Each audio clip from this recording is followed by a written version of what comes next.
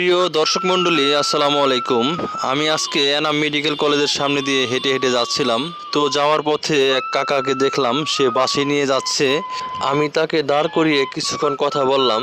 কাকা একজন খুবই ভালো মনের মানুষ। তারপর আমার রিকোয়েস্টে সে বাঁশি বাজিয়ে আমাকে শোনাচ্ছে।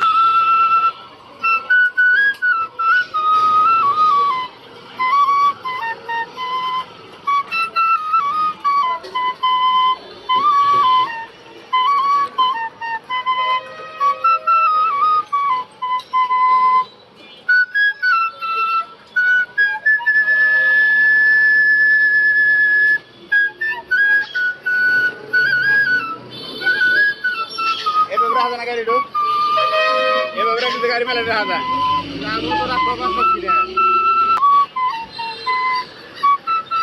গত সপ্তাহে গাড়ি 6টা নিয়মটা ভালো করছে না রুগী নিয়ে যায় বেকা দেয়।